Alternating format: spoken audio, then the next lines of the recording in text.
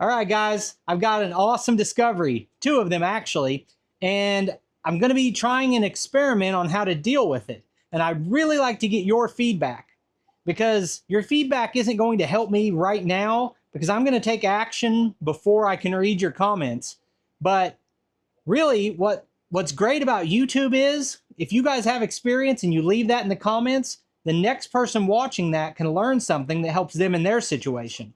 And that's why these communities are so great. We can all learn from each other. So first, let's get into what I'm actually talking about. That is, I have fish that have bred in that tank and in the 210. And breeding in the 210 gallon with that mix of fish is a problem, and a problem we have to deal with right now. So here is my breeding pair of green terror cichlids. That one's a gold psalm, that's the female. And they've had a couple groups of babies that I've already taken out of here after they got a little bigger. What I saw happen with them is they were first-time parents and they ate a lot of the babies, but they did keep maybe 20 until they got bigger and I was able to take them out. So letting them be parents was not the most productive way to do it. Next, I've got these Acara, and they are feisty and furious. Every time I try to clean the glass, they ram into it. They ram into this scraper. I'm worried they're actually going to hurt themselves. It's hard. So I haven't been trying too hard to clean this because they're so aggressive right now. But they've got all these babies down here, and I wanted to clean the glass so you could see them. But there are maybe 100, if I was guessing, maybe 100 baby Acara in here. But unfortunately, a couple days ago, I think there were probably 300. So we've already lost some. And these, I think I'm going to leave in here. What I'd like to do with these two tanks, and also with my Tropheus tank, is let them learn how to be better fish parents and leave the babies in with the parents as long as I can. Now, my next breeding group is these two Texas cichlids. That guy, and there's the mama down there. Now, see how he's after the camera? He doesn't want any part of me being up here, and I'm going to have a problem if I try to do anything with these. But we have a lot of aggressive fish here, from the jaguar to the flower horn. All these Oscars are pretty calm, but we've got the arowana, the vieja is feisty. We've got this big pile back here of polypterus. Lots of polys in here. There's the ornate. There's some other little guys. You can see the head down there. There's a Weeksy. You probably can't see it, but there's a Weeksy Bisher down in that log. Oh, there's the Delhaize Bisher down here by the Indy. So it's a really active predator tank. In the last video, I discovered that these two are trying to breed. Or I speculated that I thought they were trying to breed. And you guys said I was definitely right, and I stuck this little pot down in here. See that terracotta? Everyone said that's too small, and I thought you were probably right. But we were all wrong about that pot. It actually worked out perfectly. See how I have it up close to the glass? They have a much smaller area that they have to defend because of that. So if I come around here behind the aquarium, it's going to be hard to see. But inside there, where it looks kind of like just dirt, if you can get a look at it, if the camera will focus, those are wrigglers. You can see them, they're, you know, like little tiny tadpoles, just you can see them wiggling around. And the mom is trying to block it off.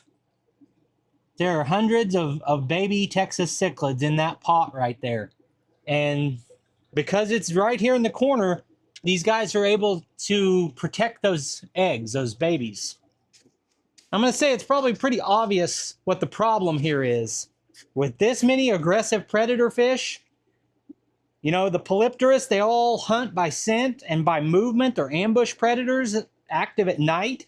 And then all of these big guys, there's no way that those fish can protect those babies, especially once the babies get a little bigger and they start wandering around.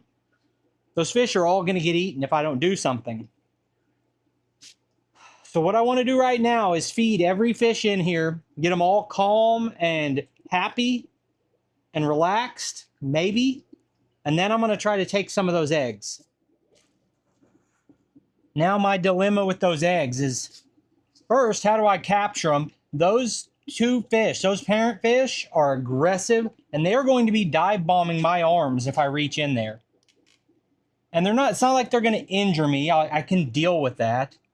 But it's not preferable. It'd be nice if I could distract them or block them off, but I don't really see where I can do that.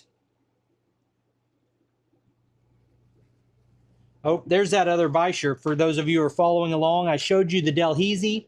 The Lapridae is right down there. So all three of the small Baishers I put in here recently are still doing okay with the big Baishers and the big fish. So I have two theories on dealing with this. I could grab that whole pot and just lift it out and put it in the new aquarium. And that would get almost all the fish, and it would happen kind of quickly. The alternative is to take a turkey baster and suck those wrigglers up into the baster and then squirt them into the new tank.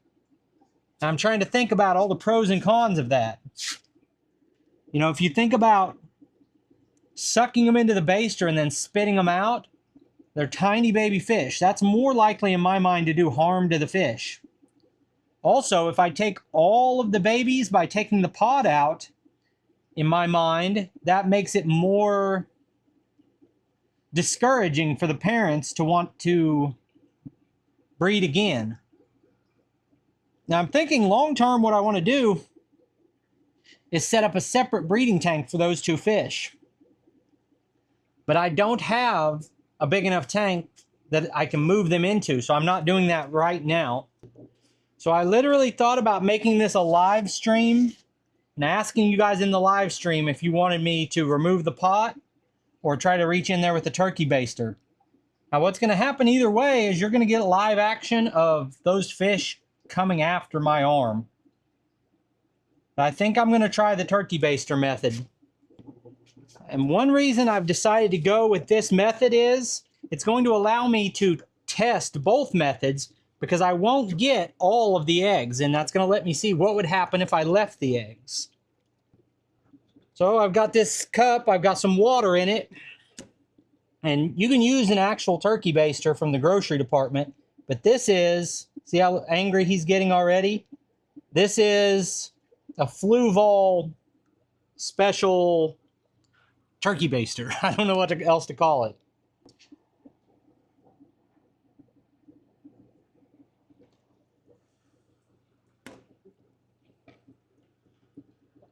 Oh yeah, there are hundreds and hundreds of babies in there. That went a lot smoother than I thought. Now, I've not gotten any food down to them, so I put some of this magic nano feed on top. This is microscopic little stuff made for baby fish. Feeds nanofish, fry, and shrimp. Tiny food with high protein. Stays suspended in the water. I don't know if you can see it, but all that, what looks like debris along the outer ring of the container, that is all baby fish. So let's see what's left. Oh, there are still so many. That took maybe 25% of them. I got away with it once. Let's see if I can get away with it again without being dive bombed.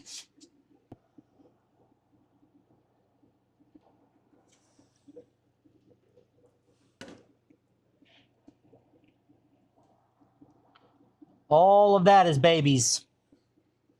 So I just set this up, but it's really already an established tank because the filter is out of another aquarium. The driftwood, the plants, this pot, the floating plants, and some of the rocks all came out of an established tank. So it's not like we just set this up and it's unestablished. Because those babies need some biofilm and something to feed on. I wish I had the camera up here because I tried to take this pot and that mom was ramming me. I mean, like full speed, fired up. See how dark she is? I think she's about to lay eggs in that pot, and she got mad when I wanted to take it. So I ended up taking the other one. Now she's blaming it on the guy. She's picking on him. But I just took that pot out of here and see how riled up she is. She's almost solid black and puffing out her gills. She was ramming into my arm when I tried to take that other pot. Let's see how many eggs we have left. Oh yeah, there's still a lot of wrigglers in there. There's maybe, I took probably 2/3 of all the wrigglers out of there with that turkey baster.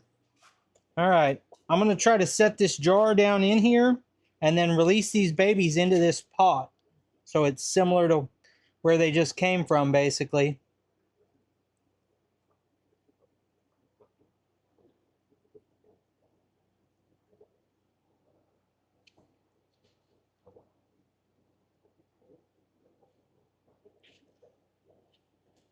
You can see a lot of them coming out there. They're just getting thrown around. I probably should have used the turkey baster to release them back into the tank. All right, I see some of them still wriggling around in there. They're almost to the fully free swimming stage. I don't know if you can really get focused on them. There are a few scuds in here that I put in on purpose in my last video, which will come out 2 days from now. Hopefully those scuds don't eat those babies. But yeah, they're definitely still wriggling around. So for all my experienced cichlid breeders, which method would you have done? Remove all the babies? Remove just some of them with the turkey baster the way I did? Or leave them in there and just see what you get? I'm wanting to breed as many cichlids as I can because I enjoy the process. I think it's a lot of fun.